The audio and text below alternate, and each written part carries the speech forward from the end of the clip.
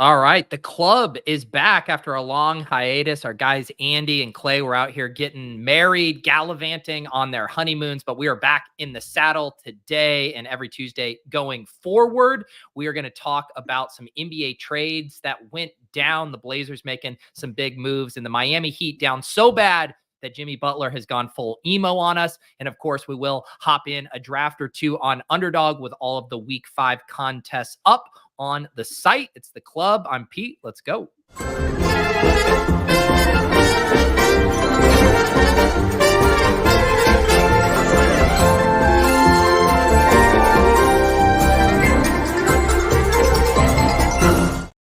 All right, there they are. The married gentlemen looking refreshed, looking full of life after their honeymoons. Andy, Clay, how are you guys doing?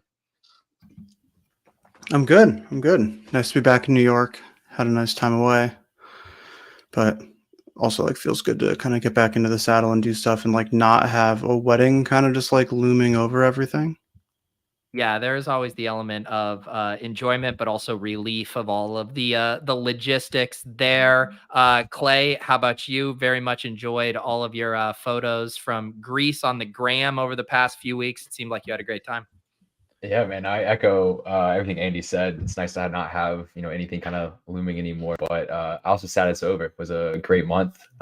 Enjoyed the wedding, enjoyed the honeymoon, and it's by far the most tan I've ever been in my life. Got a new ring on my left hand, got a new pinky ring in Greece, little gold chain action. So your boy really upgraded his life for the last month.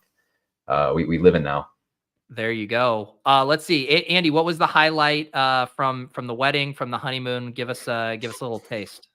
Man, so from the wedding itself, we got really lucky with the weather. The day that the wedding was potentially going to be rainy, and it was kind of off and on all day and the day prior. And so we just got really lucky.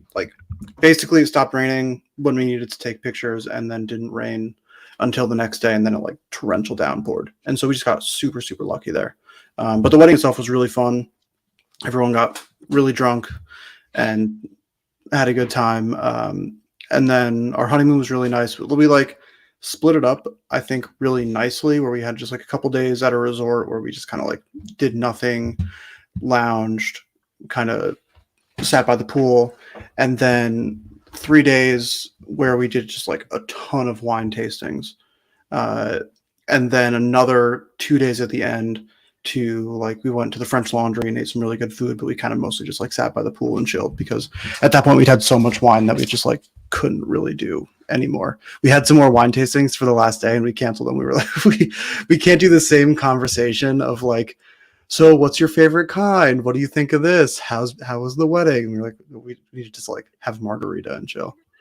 Yeah, that does happen too. And I found when I did my one Napa trip a long time ago that you then the quality of the tour ends up being the most important, or the story there, because otherwise they do all start to feel the same. But so many of the places have either really cool stories or just the scenery and kind of the setup is enough to make it interesting. Clay, what about you? I mean, your Greece escapades looked incredible. Yeah, I mean, honestly, if it wasn't for missing our dog so much, we might have accidentally lost the passports and just stayed. Life was pretty good in Greece.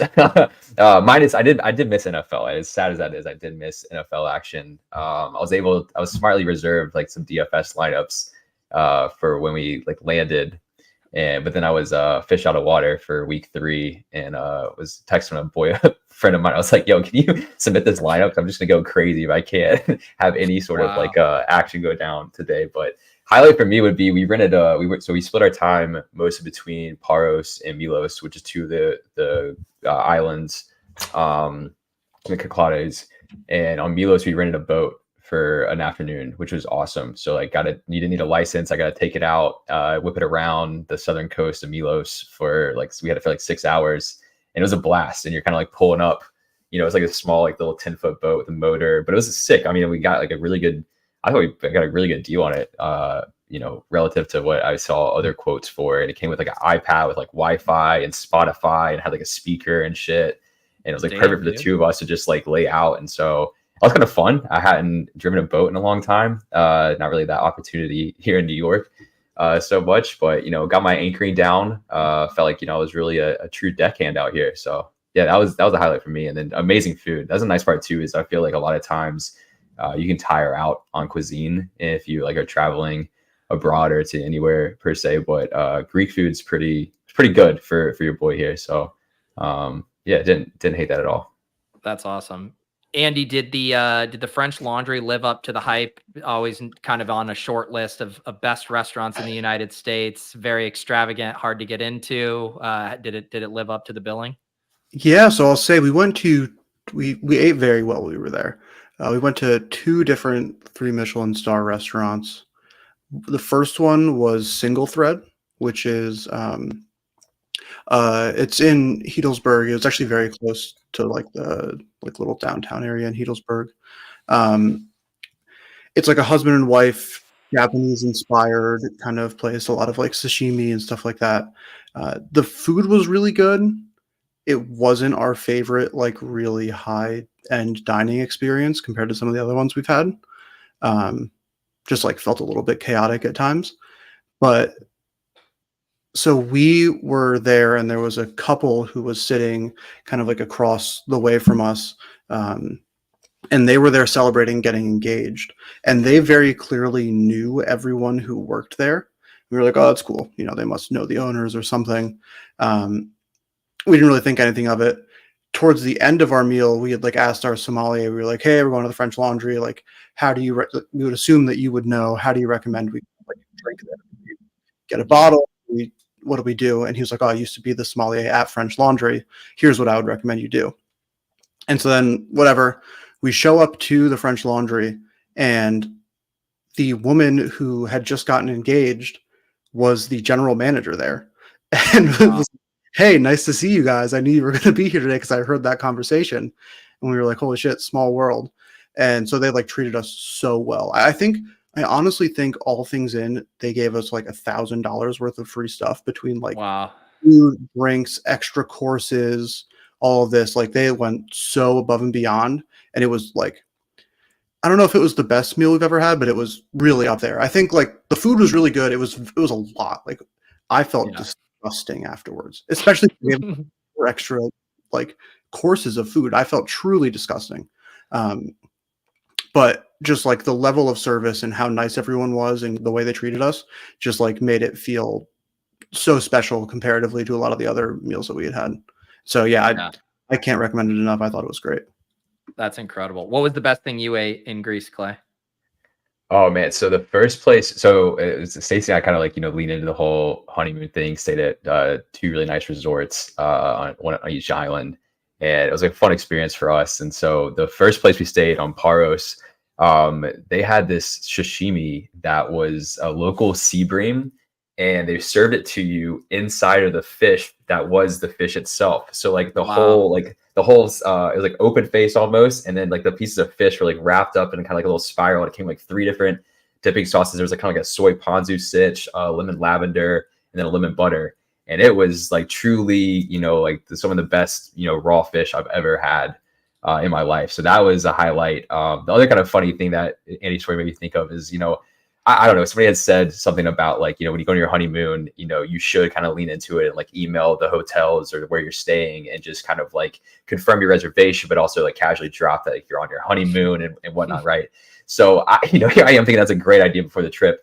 And then we were checking in these places and it's like, we're one of 6 or 8 honeymooners staying at that same resort, checking on the same day. When I was like, yeah, we're not fucking special at all. So I was like, so much for that plane. I was like, these motherfuckers, like, yeah, this asshole like emailed like, oh, you're on your honeymoon, and no, it was great. Both places we stayed were fantastic, and it was cool to experience that kind of level of detail and care that they give you, because they really do try to make sure your experience is top notch. But really fun spots. We kind of one of our places had like a pool in the room. That was a lot of fun, and got to watch like the sunset every night. That was my big kind of push for stay. So I was like, well, I don't care where we're at. I was like, if we're in our hotel room, if it has a view, that's fine. We go find a spot. But yeah, that was a big priority for me. There's some absolute gems on the trip. Yeah, that sounds incredible. Check out Clay on Instagram if you want to check out some more of those picks, Clay, you'll have to share some more. I was getting the Andy Alpha in Allie's FriendTech room. I can't afford Andy's FriendTech room, but I was in Allie's. I was getting the Substack posts, the wedding photos. It was well worth the price of admission just for that. Yeah, Allie, she's a really good writer. She used to, I don't know how many people know this about her, but she, when we were in college, was like the editor for the school newspaper. And so she would do a lot of that stuff. And so she has gotten she used to be really into Yelp. And she was like, Yelp Elite would get us invited to like all these like private events and stuff just from her reviews. And then she stopped doing Yelp and has been doing Google reviews. And her reviews have like, I think tens of millions of views on Google. Like it's a pretty ridiculous number. But she's wanting to kind of try to just like mess around and have fun and start writing more serious reviews and all that. And I think she's good at it. So it's a fun thing to do. Yeah, it is fun. And I want to say the last time, like when you guys mentioned FriendTech to me, like way back when, I had you guys explain it to me because I was the boomer who wasn't up to speed. Since then, I have gotten in there in FriendTech. I don't know if I'm doing it right. I'm not quite as active as the platform probably needs me to be good at it, but I am in those streets. Have you guys, Andy, are you still very active in there on FriendTech? Yeah, I mean, like I answer basically anything someone asks me in my chat. And I've essentially like rebought anyone who's bought me. I think there's maybe one person who I haven't, just because I don't have any more ETH. Kind of, only have so much. People will join and be like, "Hey, will you buy mine?" And I'm like, "Dude, you're worth 4 Ethereum." Like, no, I'm not going to buy your key. I'm sorry. Like, it's nothing personal. But no, yeah, I still use it. I still, like, every once in a while I'll message my friends' chats. But it is fun just as a way for people to come in and talk about stuff. I'll ask, if there's like a sports guy who I follow, like, hey, what's your, what are you betting this week or whatever, posting random photos of what's going on. I still enjoy it. Yeah. I was going to ask, because all the rooms that I'm in are probably, I would consider more like low volume rooms as far as posting, and like the scroll experience is fine. I'm like, what happens in these rooms with people that have a shit ton of people who have key access? Because I'm like, the way it works, even like compared to like X or Discord or whatever, I'm like, it would be kind of hard. I don't know if like the platform seems good for like rooms with like less than 50 people, maybe a little bit more than that. But what are the big rooms like? Yeah, well, it's kind of hard to know because you only see everyone's posts in your own. So like my room's not that big. I think I have 76 holders, and it's pretty chill. There's probably I don't know, 10 to 15 messages a day, and half of them are just people saying like, GM, what's up? And so it's nothing crazy, but it's hard. Like, I don't really know, what the guy who has 200 holders, what his room looks like, because I only see his replies. And honestly, a lot of the rooms where it's where someone who I just like bought their key because they bought mine, I don't really check it too often. Yeah, kind of reminds me of the old follow days on Twitter. Yeah, well, that seems like a big thing. The three. How do you pronounce that? The 3,3. How do you say that when you're on a podcast? Oh, just 3-3. 3-3. Okay, there we go. See, what does that stand for? Because I'm out of the loop on FriendTech. So it started with Ohm, like Olympus DAO, back in like the DeFi days, and it was this idea of like, if everyone buys and no one sells, that it's like net positive for everyone. And so that's what the idea is here. Is like, sounds familiar. If you buy my key and I buy yours, and we both agree that like we're not going to sell unless the other person sells. If like you have a bunch of people who all do that, then like people's key values will increase in price. Yeah. And it's people are using it in this for farming the points. Basically, like, it's not totally clear what the like algorithm is for points, but there's at least some amount of it that is just like, what is the value of your ETH portfolio on the platform? Yeah. And so in doing this, you like kind of are able to, like, a rising tide lifts all ships, your balance. But yeah. So it doesn't have to be, it's not like 3 people specifically. It was like, it's more like co-opted from like the DAO. Yeah, here, let me see if I can find like a tweet that shows it. I know what you're talking about, because like it's like where you have like the part wine. that people The emoji, comma emoji. That's like a frequent one, right? Like we do it Yeah. like for the Degen Dow has like the swords and stuff back in the day. Clay, Here's like I know you have an account because I bought a key to your room, but are you messing around it's with really it nice. much? Well, I didn't even know that, to be honest. So no, I need to get back in the FriendTech streets and service my holders. I didn't realize I had such an esteemed key holder now. Well, I remember when I should have dropped some mentioned it, honeymoon picks in there. That would have been fun. Exactly. That's give it the alpha there. No, that it did seem like the spot because like I'm just like not the kind of person that just like shares a lot from my outside of content life. But I knew FriendTech had got me. I posted a photo of an old fashioned I had made a little cocktail the other night, April in the background. That's the kind of exclusive premium content you can only get in my my FriendTech room. What did you now? I don't even know if I can afford it. Okay, here, I'll pull this up here. This looks So this is like where the 3-3 meme originated from.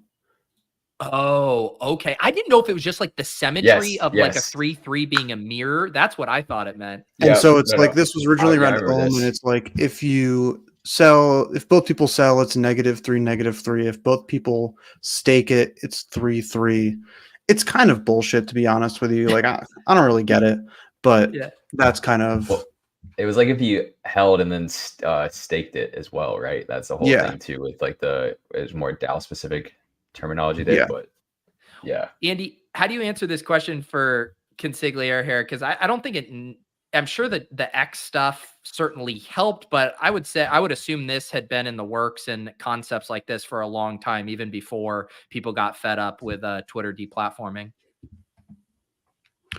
Yeah, I think like it's partially that, but also just like I think really what has had it do decently well is more so like people being able to decently monetize their following in a way that they hadn't been previously, where like unless you wanted to like pump and dump shit coins on Twitter, if you had a lot of Twitter followers, it was hard to kind of monetize that. Whereas with this, if you have a lot of followers and you go and post a lot on FriendTech, you're probably going to earn some fees. And like some of the really big accounts have earned a lot of money in fees. And so I think that that's kind of another big reason is just like you essentially the people who are in a lot of ways influencing what people do in crypto through like Twitter and just like their social influence are like their upside is directly correlated with how much influence they have and how many people follow them and value their opinion. And so they can make money from it. And so it's kind of a bit of a loop there. Pete, this is the perfect way for you to post to your cash game core on a weekly basis with no one knowing. So you get the reps in before week 17. But I think people would pay for that.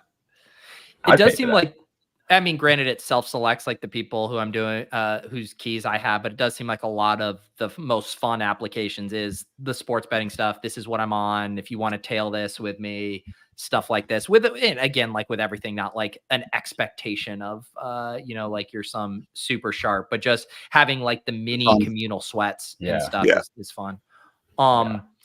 All right, let's talk a little. Or first of all, actually, Andy, you were at the game last night. I went to bed at halftime. Did you stay at the stadium for that entire game? Yeah. So shout out to Underdog. This was officially the first Underdog VIP benefit that has been given out. So I've been told by Cam. But they basically shot me a text at like 10 a.m. yesterday, and they were like, "Hey, what are you doing tonight? We have 2 box seats for the Giants game. Do you and Allie want to go?" And I was like, 100%. Yes, we do. That sounds fun. On principle, you can't turn down free box seats. That's just like not allowed. I don't care how shitty the game is. It's just goes against my morals. And so it was super fun. We left like basically after the pick 6, end of the third quarter. That was when we started to see people clear out. And so we actually we got out of the stadium pretty quickly, but then there was like a really bad motorcycle accident on the highway. And so then we were stuck in just sitting traffic for a while from that. Totally unrelated to the game.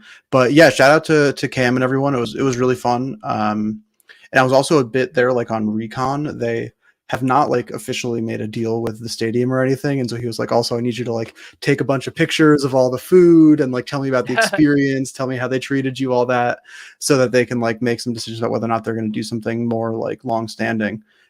So it was fun to kind of play Underdog Recon for the day. It was nice. Was it true that they were showing you and Allie up there as much as they were showing Taylor Swift and her entourage on Sunday Night Football? That's what I've heard. I haven't seen the film yet. but that's what I've Gotta been check hearing. all 22 angle. Yeah. See, this is like this would be my ideal way to go to a football game, right? Like I don't want to go on a Sunday. I want to watch Red Zone. I want to go on a Thursday night or a Monday night, right? The Island game there. And then you want to sit in the box. You want it to be comfy. That sounds like the best way to go watch a game. So I'm glad you. It was my first time in a box at a NFL game. I'd been actually part of that. I'd only been to a WWE event in a box. It was like a recruiting thing in college. That was actually pretty fun, honestly. But it was in like it was in Wells Fargo Center, so it was in an NBA arena. This is my first time in a NFL arena box.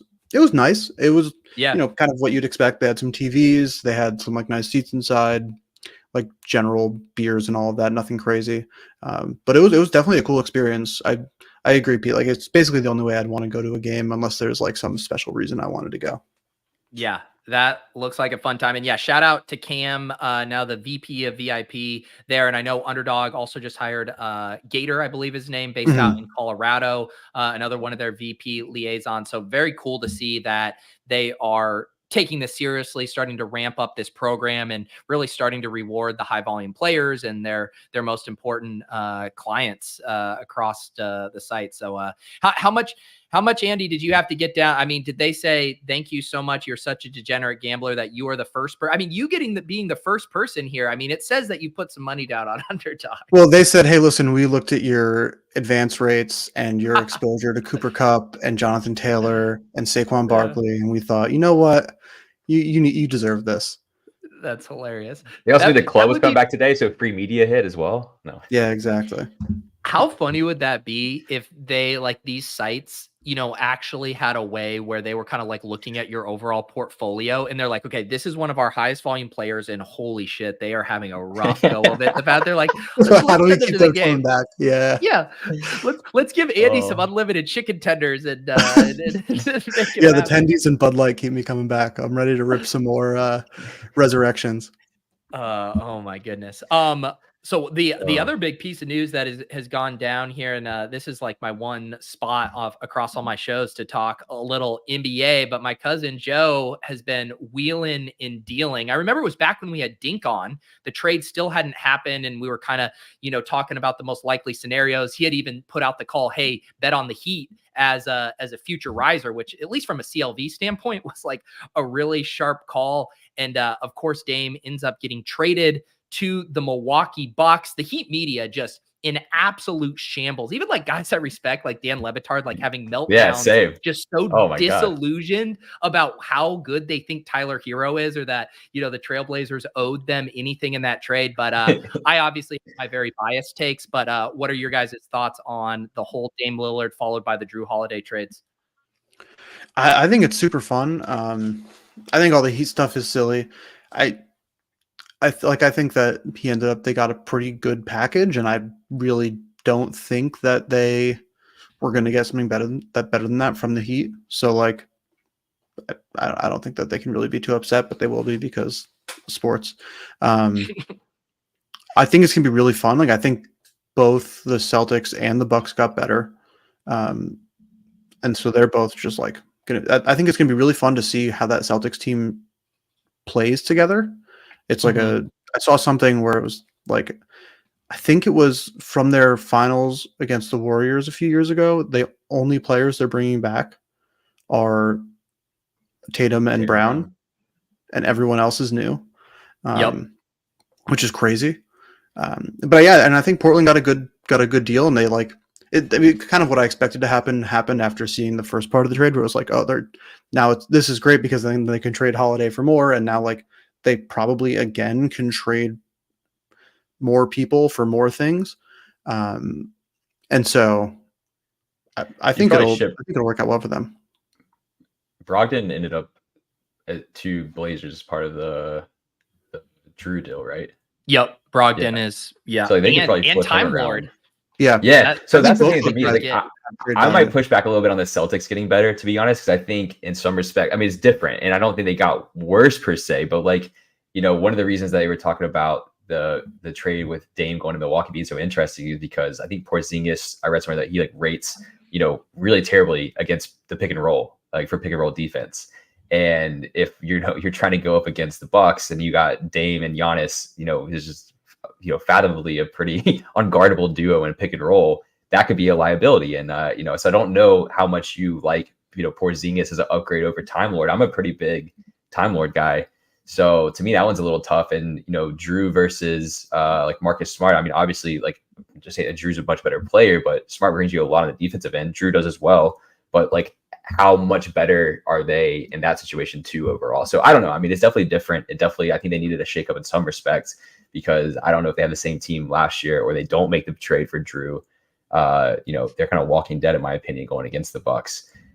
Pete, I think, now that the trade's over, can we get your cousin on the club to discuss? Like, now he's a little bit less busy in his life.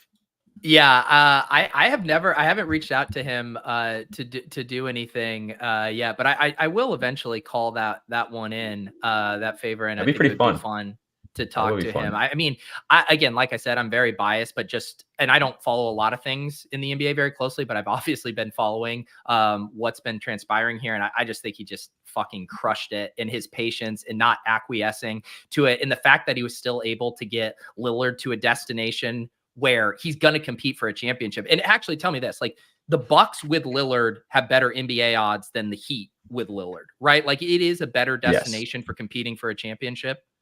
I think so. I think so. Yeah, definitely. Yeah.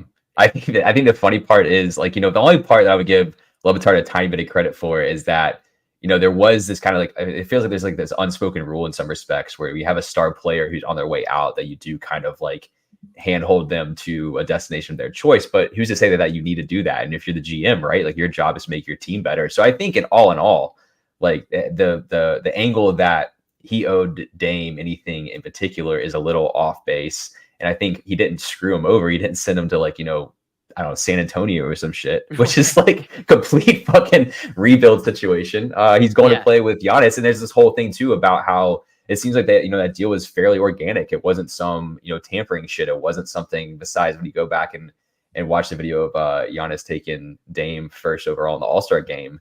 There's some genuine interest there. And I think, besides it having to go live in Milwaukee, Wisconsin for the winter and deal with all the snow and stuff, like, Portland doesn't have the best weather. So I feel bad for him in the sense that he wanted to go chill on South Beach, and now he's, on a different beach in Milwaukee. But it is what it is. It's a great spot if he wants to go win a championship and be on a team of that caliber. Like, I don't know. It's be a fun team to play in DFS and in the daily games, and it is getting me very excited for NBA to come back into our lives. We're about to have a great stretch here. Yeah, it's certainly like a different. It was just so funny to watch how, like, the Miami media puppets, that there was like this level of entitlement there of not acknowledging that, hey, they're just going to take the best offer. But I put myself in their shoes, right? And you're a Miami media member and you're saying, if we get Dame, this is going to be a national team. Because even, wouldn't you agree, even like the Heat, when they've had these runs with Butler and them, they still haven't been like in the national conversation. Let's put them in all of the primetime games. It's stuff like, but if they get Dame, they would have been in that category. So from a media perspective, these guys are all like, holy cow, we're going to have a fun team to cover for the next few years. And now they feel that was ripped away from them. But then they just threw a temper tantrum on Twitter and on shows. Wasn't a great look. Yeah. It wasn't a great look. But yeah, not since the big three era, LeBron, D Wade and stuff, do they really have that that coverage? So yeah, it is fascinating. And then we think about the Heat almost missed the fucking playoffs because it went down to the last wire against the Hawks in the play-in game for them to even go on that pretty incredible run that they did last year. So it's just like, it's pretty wild how things were so different over the course of one or two basketball games there at the end. Yeah. Yep, it'll be it'll certainly be interesting how it's going to play out. I know the Blazers are very hyped on Scoot, and it'll be fun to see him get a ton of burn. I do think, like, I was listening to my cousin's press conference last night too, and he's like being very honest, and he's saying, I want to see my main goals, I want to see continued daily improvement, which is like a very PR speak thing to say. And then, but he then just said, but I think it's going to be very entertaining to watch, which is like the goal of any tanking team, right? Like at the very least, if you're not winning games, like make it fun. And they have the pieces to be a fun, like high flying team. And Chauncey sounds really energized to have all these guards in the building to coach as well. They don't have a bad roster. And if you, I mean, again, I'm not a big Ayton guy, but he's talking a different talk right now that he's out of Phoenix. And he seems like ready to try to like, he's at least talking the game that you want to hear. Where he's like dominating or whatever. I'm like, come on, buddy, you gotta be a little bit better before you start throwing that out there for yourself. They could be fun, man. The Hornets fucked up by not taking Scoot, so Blazers could be a fun team to watch. All right, Clay, as our foremost NBA cultural critic, I need to get you need to explain what happened here with Jimmy Butler. Were the Heat down so bad that they went full emo after missing out on Lillard? What happened? Yeah, here, no, I mean, I love this so much. The dedication to the bit is incredible. If you heard the clip where he talks about media day as his Halloween, like this guy just loves trolling the fact that, and I think it dates back to it. I'm not so in the weeds on this with even like some local Miami media stuff where he wants to kind of fuck with them and they have to use this photo for all of their public coverage of him until a certain point of the season, I believe, or there's some time where they can theoretically get out of it. But like when you go on Underdog or you go on a different fantasy platform, like this is the photo that you're gonna see for the entire season when you go click Jimmy Butler's name to draft him or put him in your lineup. So it's pretty incredible. And I mean, I love Jimmy. Like, what a personality. His coffee's too damn expensive, but it's good ice cream. I don't know if you've had that before, but the collab they did with Van Leeuwen is top notch. I'm here for it. I'm here for it. Yeah. Oh, I missed this one here. That's probably one of the better ones of the only thing he's honestly missing is that he needs to come out with like an electric guitar and actually do some like Fall Out Boy cover or something like that. So, and shout out Skeets, friend of the program, with some incredible names that he workshopped. I don't know if you saw that tweet from Skeets. No, pull that up. Yeah, the first one was like Ball Out Boy. There was a couple other ones that was like Panic at the Free Throw line or something like that. Like it's early on. They already got the shirt. Yeah, Ball Out Boy. Yeah. Timmy E World is good. Death Cab for Coffee. Some 22 Backboard Confessional. Yeah, it's fucking incredible. Also, why we're talking about Skeets real quick, I did just want to mention this. Thinking about Taz Mellis, who was hit by a car when he was a pedestrian recently, was in the hospital. I actually haven't seen an update yet. Have either of you guys seen any updates on Taz, if he's doing better? I have not, but that's scary shit, man. So definitely think of Taz and hoping that he is on the road to recovery. Yeah, Sam, I haven't seen anything. Yeah, hoping he's doing much better. I actually haven't gotten to fire up some of their podcasts recently. I got to get back in the Survivor streets now that that pod is back. But yeah, I didn't really like episode 1 of this season of Survivor. Did you watch it, Pete? I did. Yeah, I don't know. I'm kind of excited about it. I like this season. It seems like I agree with you. The first season was a little underwhelming, but some of the characters and like the villain setup with Emily, I think it could be a fun season. Yeah, I saw one person online equate it to like, it kind of feels like they found a bunch of nerdy Survivor fans who were like cosplaying as being on Survivor, which like does kind of feel true. But it's only one episode. Like it's hard to say. I think it was also just really frustrating as someone who like has for a long time thought I would really enjoy being on Survivor to see a bunch of people who are on it who are like, I'm not really sure I want to be here. It's like always frustrating. I do agree with you. I don't even think this is unique to this season, but like the past 3 or 4 where the type of contestant they're getting are Survivor super fans. And it is now like the old days used to be like more like jock types and stuff. And I get that they wanted to balance that out. But it also seems like the pendulum maybe swung too far where it's like, oh, I know that at this point, this is when the shot in the dark, or this is the chalet of time. And it's like, they know the game so inside and out that it's like, takes away a little bit of the fun to it. And then you need like really, really good personalities to kind of transcend that. Yeah, I almost feel like it'd be really funny if they had one of these seasons where everyone was like a hardcore super fan, where they memorized like all of the new rules and all that stuff. And then they were like, we're playing the game as if it was season 1 of Survivor. Like there are no rules. It is just like you're on Survivor for a while and you got to vote people out and do the challenges and there's nothing else. I think that'd be kind of fun to see them all like go insane trying to figure all this stuff out when it's not in the game anymore. Yeah, I've been getting into it way more in the Club MGMI Discord. Our guy David puts together a Survivor like DFS style game where you pick a team and he assigns salaries and he has points.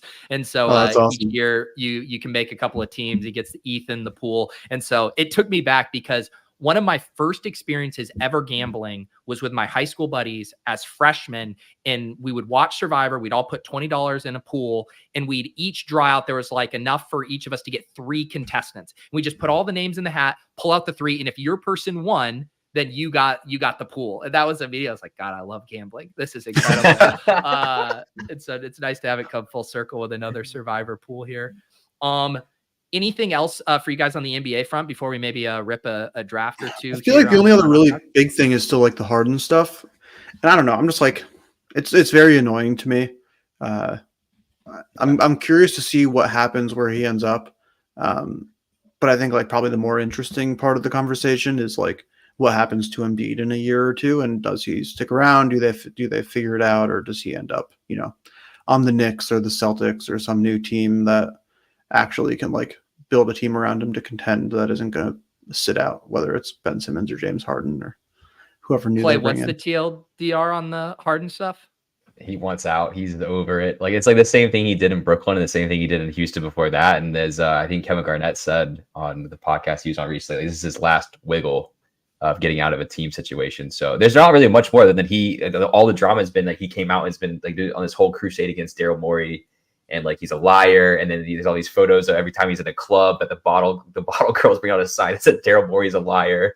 And it's just like, he's just on his, A plus rated, quitting spree. But this is really the last time I really feel like he's going to kind of be able to have the grace to get away with it. So he better like where he ends up in this spot. I'm all for player empowerment, but I am kind of on the side of the fence where like this is getting like a little tiresome and old, and I don't feel like he's quite the level of player that can still, I don't know, be like, oh, I'm over it after a season or two every fucking year or two. And it's kind of a tiresome song and dance. So I don't know what situation he feels he could get much better in than Philly. Like it's a pretty good spot, all things considered. Like he's gonna go to fucking Golden State and then they're gonna ship Chris Paul off. Like I don't know, but like I don't know what he wants. Like where does he want to go and be besides maybe back to Houston, since that seems to be one of his favorite nightlife cities. But they got a pretty strong roster at the moment too. So I don't know, man. Yeah, it is like it's interesting that the entire dynamic in the NBA right now too, right, is these basically smaller media markets, right? And they have these superstars, and the clock is immediately ticking of like, you either need to surround them with enough talent to win a championship, or they're going to get antsy and leave. And then I think of it too as a quasi or former Denver Nuggets fan of being like, you don't win that, then Jokic, right? Then he's the next guy, where it's like, you've never assembled the roster. Then where does he go? Although Jokic is such a like interesting personality, maybe he wouldn't care. He honestly, like I'm also on board with the take that he's probably playing in the league for maybe one more contract, like go sign one more Supermax, and he's out within 5 years and retiring at the age of 34 and riding off to the sunset. You see how grumpy he looked yesterday coming back into the arena for media day? Like the guy looked like he wanted to just not be there. He's homesick. He's perpetually homesick. Yeah. I mean, he wanted to skip the parade and then was like, oh wait, this shit's actually kind of fun, and then partied for like extra 2 days in Vegas before going back to Serbia to go race his horses. But I don't know, man. The other funny thing real quick before we hop in this draft is if you saw the Anthony Davis quote where he said his goal to play in all 82 games this year, and everyone's like, yeah, that's like your New Year's resolution of I'm gonna go work out every single day of the year. It's like I'm gonna call my mom more. Right. 82 games, my ass. Maybe the rest of his career. Yeah, because who are the other kind of stars where the clock's ticking? You mentioned Embiid. That's definitely one, right? Is there? I mean, the conversation was about Giannis, but now that they traded for Dame, I think that's probably changed.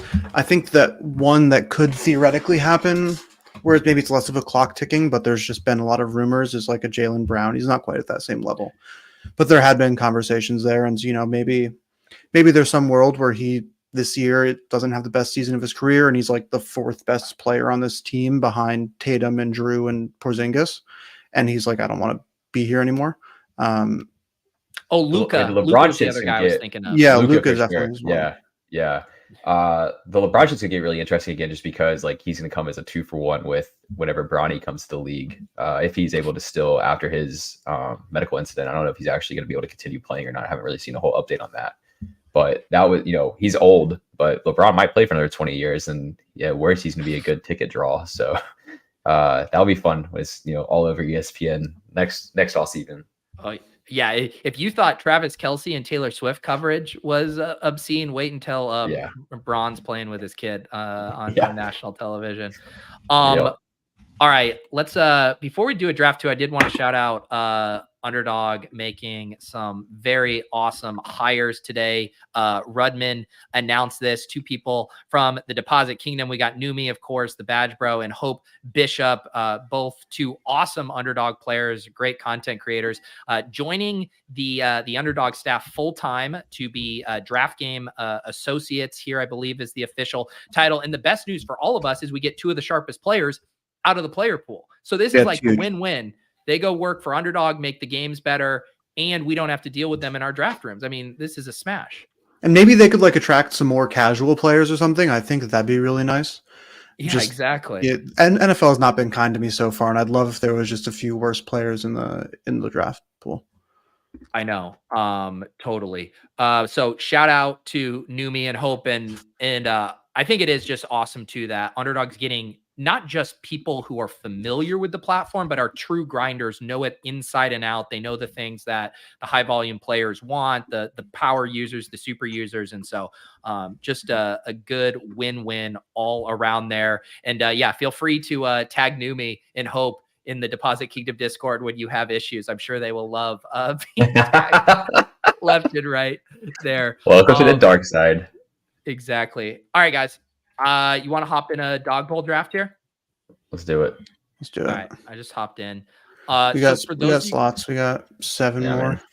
Okay, if you guys want to come draft with us, a few things about this. So this is the Dawg Bowl qualifier. This is for the live final in Miami that I believe is like December 10th and 11th. The Deposit Kingdom now 4 for 4 on sending qualifiers there. We got Nez, we got Copper Prices, who has 2 tickets, and then we had Chris G, who just won this week, who loves Miami, so that's super fitting, and then GME holder as well. 4 for 4 here. And then the other cool thing, because there's been some overlay with this filling, Underdog is running a promo again that for every 4 Dawg Bowl entries you do, they're just going to give you $50 bonus credit in your account, and there's no cap on it. So you do 4 of these. So for every $200, essentially, you get $50 back, brings the rake way down on this contest for you. So I'm excited to try to punch my own ticket here. Are you guys going to try to find your way to Miami as well?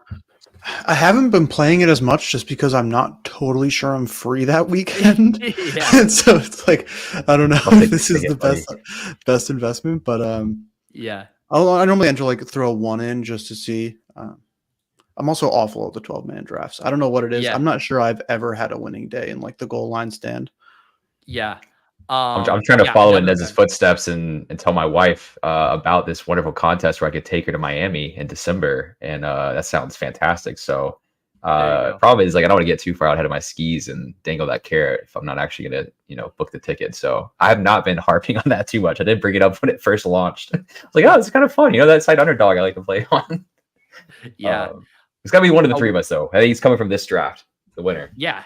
I mean, at this point, it feels more. This is like the curse of everyone from the Deposit Kingdom winning, is it makes it feel just way more attainable. No. Now we are entitled to winning. Every week, that's just how it has to go down. It was interesting. People were maybe speculating if we'd get a different price point this week, another $50. I thought a $25 price point would have been nice for getting some more drafts off, but this is a really nice overall entrance size. For having a chance here. 2,600 is very nice. Yeah. 50 is a little harder for some of us that haven't won so much on Underdog recently, and have been staying true to the Deposit Kingdom name and ethos. But it is nice. We're just like, all right, cool. If you're gonna fire just a single 1 to 10 lineups, 1 to 5 lineups, I like the contest size for that purpose. But the lower price point, I know they can't really run 2 simultaneously, but this does feel like kind of the perfect one where if you have the lower price point, the higher price point, where you can kind of like the puppy dynamic versus Best Ball Mania.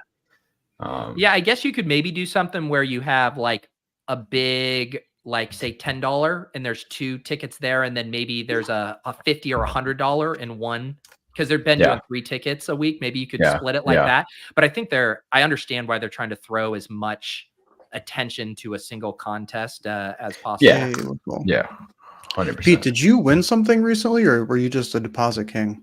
I've been on a little bit of a deposit king, because we are for ship chasing. We had to load up here for our Thursday night pick'ems, and then I've also been on a bit of a pick'em heater. Nice. Hit one on the let's see here, on the cram. And then last night I just fired one on my phone at the last minute here that I just straight banked, just like right before lock here. Kenneth Walker touchdown, Brightwell under 6 rushing attempts, Paris Campbell under 22.5, Juan Dale over 19.5, and Darius Slayton under 37.5. So we've been running a little good lately. There you go.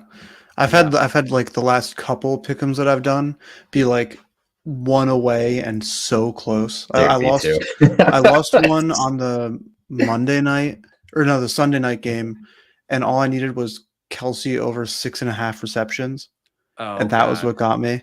See, I just needed Noah Gray 2 receptions, but my guy just wanted to show off with a touchdown for 37 and couldn't take his fucking yardage props. Exactly. Shout out to Crash Rich in our draft. Dude's been on a heater lately. I was gonna say, is there anyone hotter on Underdog than that guy right now? I don't think so. Crash Rich got a FriendTech room. Yeah, tell me what your rankings are, please. This is a really interesting week. Yeah, go for it. For BR, I've done a couple drafts. I haven't been quite maxing, just because it's really hard to manually do 150 drafts.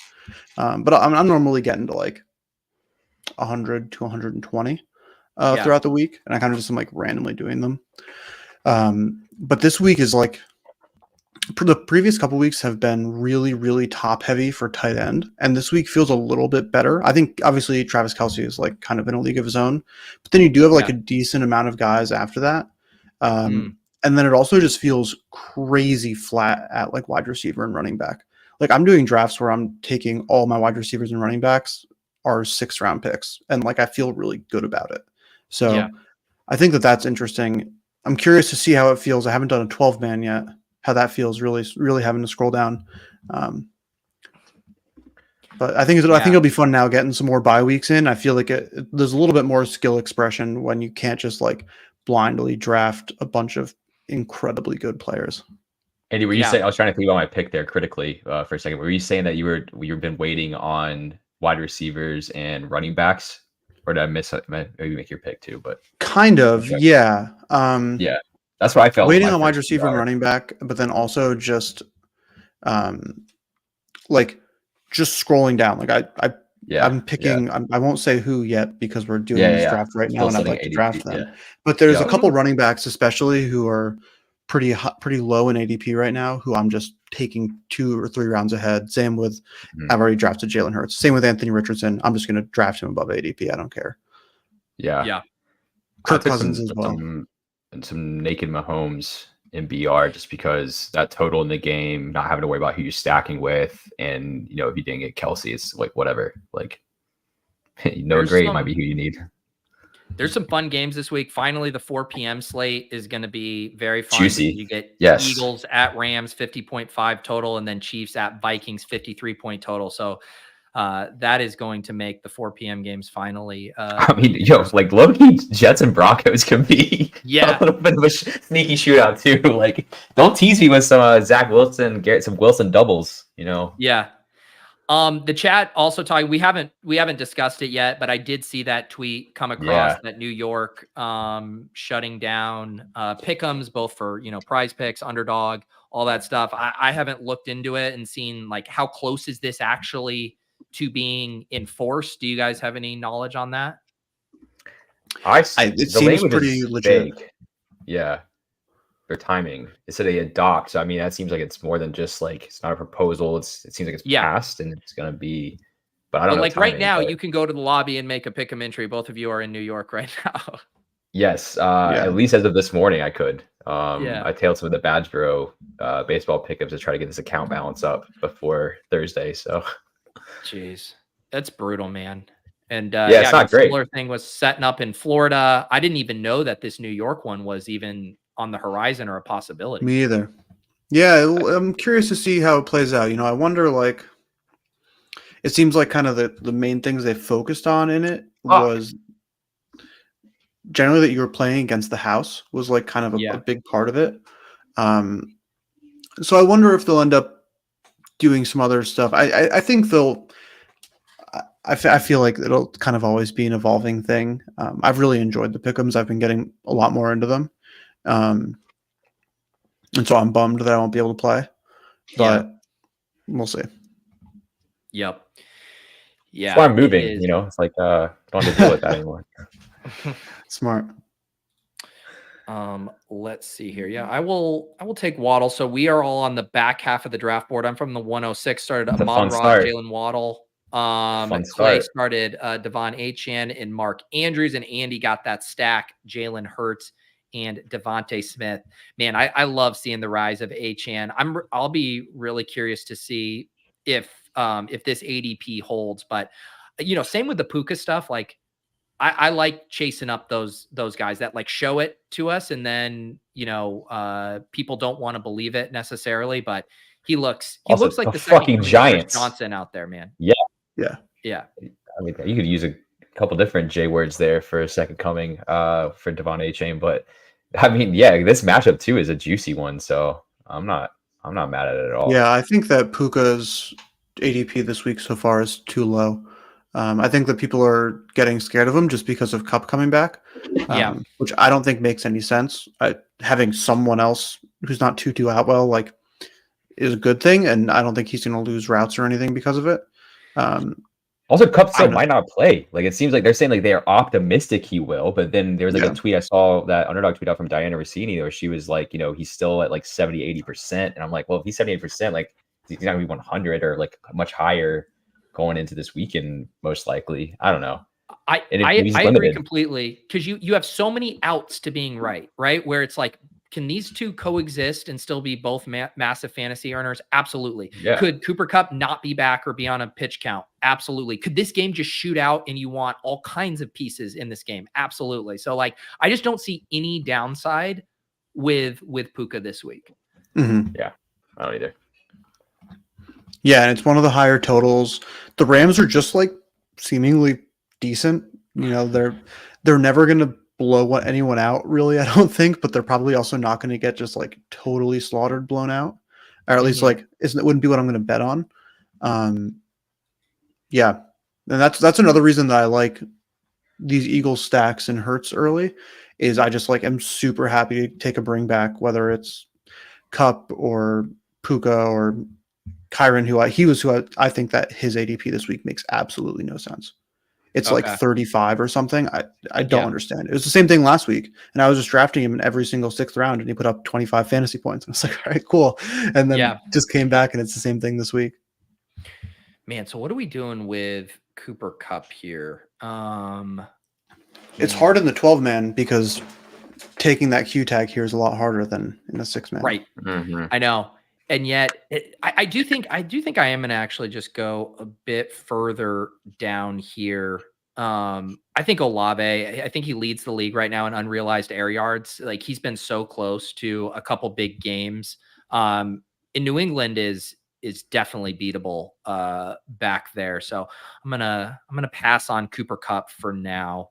I have a hard time envisioning Kupp getting that much more expensive. Like, he could certainly flip Nico, Pittman, Garrett Wilson, but don't you feel like maybe mid-second is maybe like the cap for where Kupp would end up, unless the reports were just super bullish on him being 100%. Yeah, no, I would agree with that. Yeah, and I just checked because I was curious. It seems like Gonzalez isn't going to play this week too. So like the Patriots, Judon and Gonzalez are probably both out this week, and so taking a Olave or Alvin Kamara feels a lot better as you see the Patriots get worse and worse by the minute. Clay, I was considering it with with Brees. I mean, that versus that Denver defense. Oh shit! It feels like a game where Brees Hall's going to only have 12 touches, but like 2 of those could be for 60-yard touchdown runs. Yeah, I mean, we saw the first game where he just, he didn't need a whole lot of touches to rack up 140 yards or whatever it was on that 80-yard run too. And I'm at the point now where I want to lean into some of these like pretty wild matchup discrepancies we see with like, Denver. It's just you pick your poisons, run game and pass game. Against Tennessee, you want to take, pass game. I'm into it. Of course, they got the Cardinals flow chart. So I think it's a great spot, and like the work's been trending in Brees's favor. I feel like especially after some of the positive momentum coming off of last week, you can really kind of tell a story that like, they want to win this game, and Dalvin's probably not in the recipe for that being as much. Another week under the belt of healthy Brees. So I think it's a great setup for him to have a little bit of an interruption spot. So I will tell myself that story as I draft him as my second running back with no wide receivers on my team yet. I like Hall a lot this week as well. Yeah, we are. Don't worry, we're back. Drafted too many running backs in Best Ball Mania, but in Underdog Dailies, we can still start our drafts with 3 straight wide receivers. Although, let's see, we can squint and find some stuff down here. I'm glad that Mixon is going to fall to me here. That's who I was hoping I got. Okay. Yeah, who are they playing? The Cardinals? Yeah. Mm-hmm. Yeah. And he's still getting great usage. Like it hasn't really fallen his way, and the team just looks awful. Yeah. But he's someone who I'm just going to keep going back to until it seems like he's not getting that same kind of usage. Right. I can't assume that the Cincinnati Bengals are going to continue to be like by far the worst offense in the NFL. Like that just doesn't sound realistic. Yeah, and I mean too, like Joe Burrow's clearly not 100%. Their passing game's a little broken right now. T. Higgins seems legitimately 50-50. You got to imagine they lean on the running game in a spot here. Yeah. And last week, was a down week for Mixon, but it was also against the Titans, who have a very good run defense and are generally a pass funnel kind of overall. And so I'm not going to take that into account too much. What are you thinking here, Clay? I don't know, man. I'm a little torn. Like part of me is like the Addison goose egg scares me, but you don't want to play scared. And I like, it's a high total game. But I think I'm going to go with, I'm going to do it. I'm doing it. Addison. I'm chasing I'm doing Addison. I'm chasing the total. I think another click that just I gotta go for top 3 here. So I gotta go upside. And I like his upside more than the other click I was gonna make a wide receiver, which felt a little bit too, I don't know, Tennessee-ish. Yeah. I'm just gonna stack up Amon-Ra with Jared Goff here. I thought there's a chance I could maybe push it, but with only 2 quarterbacks on the board ahead of him in ADP and 3 people behind me who need quarterbacks, I think that might have gotten too cute. Yeah. I'm surprised to see Stroud drop this low. Earlier today, I saw him go, the highest I saw was 18. Really? But I've been seeing him go not 6th round. Like the 18-1 was obviously a bit of an outlier, but I've been seeing him go consistently in the 6-man draft, so I'm surprised to see him fall this much here. Yeah, well, it's also because Bonner here from the 4 is setting up the double stack with Nico and Tank. Oh wow, he's gonna get him on the wrap. Yeah, I mean, unless Crash Rich nice him here destroys it. Tank's in a good spot too. I took him in some BRs. Like I like that. Yeah. He's probably got an ADP. When I drafted, I like Kyle Pitts this week as well, which makes me kind of want to like puke when I say it. But getting him at 48 feels good. So then Crash Rich here is, I think he's going to maybe bank and see if he can push Burrow all the way around to the last pick. Because he definitely knows has a shot. Bonner. Yeah, because Bonner will take Stroud, and then Clay, I don't think you're taking an unstacked Burrow. No, I don't know what I'm going to do, to be honest. I don't really love my options here, but let's see. You have Addison. I did draft But Zach Wilson Kirk's once. already I will gone. say that. I'm not I proud of know, it, like, but I do I mean, have I one have him Zach in the. Wilson chair. I mean, I can tell myself a story that he throws a dump off to Brees, and Brees runs it for a touchdown. So, No, I think there's still a couple of decent uh, options here. Like you could go. I think Stafford and Atwell is a totally valid. Like actually, Yeah. Cup doesn't play this game. Give me Stafford and Atwell. Yeah, but Stafford popped on the injury report too, which doesn't mean like. I think he'll play. It's a good. Yeah. I also think like Dobbs and a Michael Wilson isn't ugly. I mean, he was on the winning Millie Maker team. Michael Wilson, yeah, man, what a sick play. I didn't hear a single person talk about him in DFS. Yeah. Oh my god, I was so close to clicking on him in the late slate, and I played fucking Rondale Moore over him. I was like, oh, they're not gonna be able to do much, and they'll give him some nice running touches again. So that cost me a lot of money. Have you guys? This is my usual spot here when the last pick you need is a tight end, and I have to pull up the utilization report and start like digging into like the snaps. That means you're drafting Zach Ertz if you're looking at utilization. Well, I'm gonna have to break a tie in favor of. I was gonna pull up some Hayden Hurst stuff and see if I wanted him as a bring back in this game since I have this heavy Jared Goff double with Gibbs. Let's recap. Well, we can recap our teams here at the end after we make these final picks. Who do I want here? Oh, this is kind of gross. Ooh, Hayden Hurts usage has been going down every single week. Yeah, it hasn't been good. There's a lot of just sticking on red zone. I did see that. That was pretty nice. Kept saying his name. I'm gonna actually ruin what I proposed here. I don't want Michael Wilson or Tutu Atwell. I don't know. I'll go Tutu. I don't feel good about it, but I have 3 Rams players. Might as well take three Eagles players. Might as well take a Rams player. Man, the lead taking Jonathan Taylor. Man, I think we're gonna find out. I think we have to find out by like Saturday whether those guys are actually going to be like on the 53 man roster. I would be pretty shocked if Jonathan Taylor was playing this week. I still kind of maintain that they're putting on just like a little bit of a show now of being like, hey, that whole thing when you say like you're hurt and you want out of here, that kind of, nuked your trade value. Why don't you say you're back at practice, you're ready to go, and let's see if we can start getting the phone lines, going again. I'm still of the belief that Jonathan Taylor is not going to play another snap with the Colts, but we shall see. It's like the Claypool stuff. It's like, if you really want to trade him, like, you guys are handling this as poorly as possible. Oh, yeah. Like, who the hell is wants this liability now? Yep.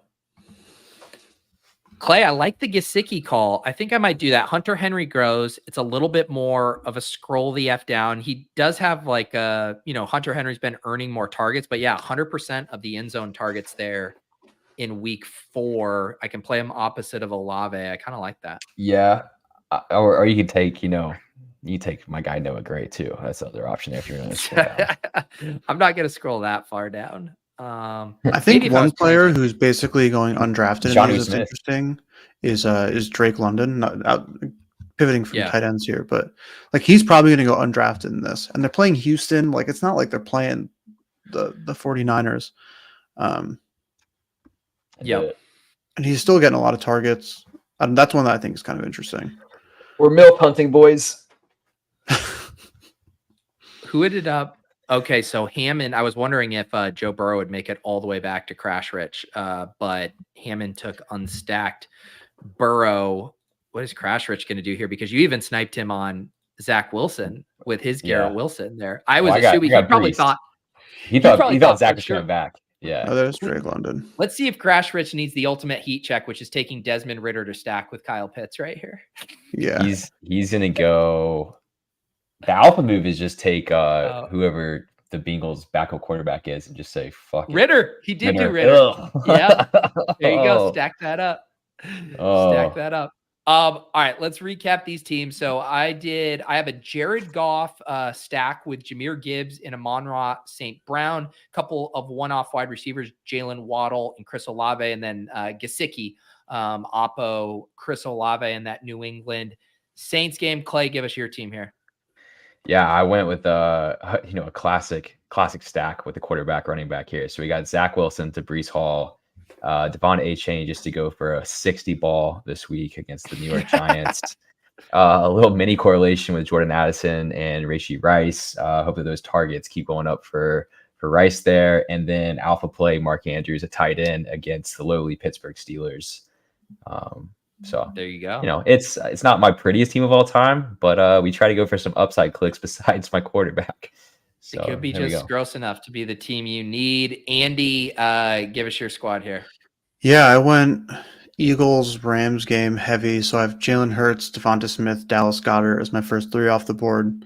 I don't normally do double stacks in these, but Goddard was also just, in my opinion, best tight end available. And so I was pretty happy to take it, and nothing else was really jumping off the page to me there. And then Mixon, I like a lot this week as someone to, Higgins is out, playing a not great team. And then Tutu Atwell is a bit of a bring back. And then Alexander Madison, I think getting him in the last round here feels pretty good. He played pretty well last week against a decent Panthers defense.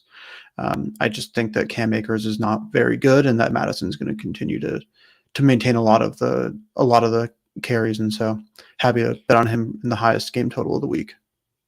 A little bit of a squeaky wheel on Dallas Goedert too. There was some stuff coming out saying they want to get him more involved. I'm with you too. Yeah. I had a similar spot where I wasn't going out of my way to force a stack, but Gibbs at 54. I feel like some of the kind of sentiment has just swung a little too far in that direction after Montgomery's big game. And it's not even to take anything away from Montgomery, but I don't really think like the ceiling scenarios for Gibbs have really changed that much. And man, I love them at home, Ford Field versus this Panthers team. I just think they could score a bunch of points here. Welcome. Yeah, this team from Lee is pretty interesting in between Andy and I. He only drafted 2 real players, so that's an interesting strategy going into this week. Yeah, Lee has Mahomes and did get the stack in the last round with MVS, Cooper Kupp and Jonathan Taylor, and DeAndre Swift and Darren Waller there. This is a very much a first or last team right there. I respect it. Dudes, it was great getting back in the saddle with you guys today. It'd been too long.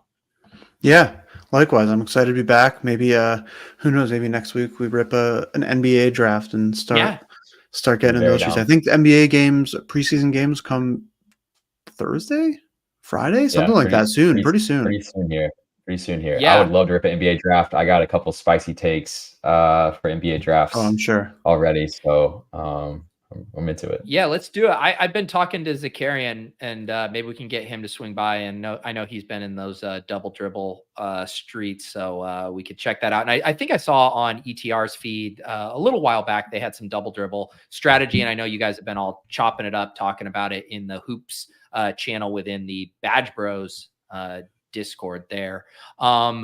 Appreciate all you guys. I'll re-emphasize it again. If you guys want to try to chase the Deposit Kingdom down to Miami in that Dawg Bowl, that offer is for everyone, and you don't have to opt in or do anything. It's like, I literally just did 4 drafts last week, and I got the notification that $50 was dropped in my account. I'm going to try to I'll try to get to 8 Dawg Bowl drafts this week and get that $100 back.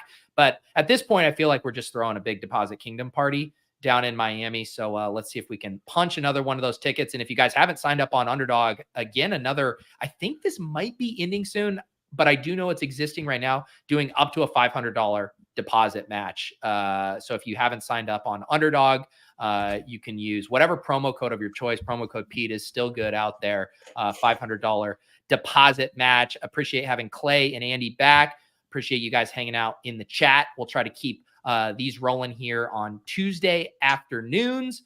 For Clay, for Andy, I'm Pete. We'll see you guys next time on the club.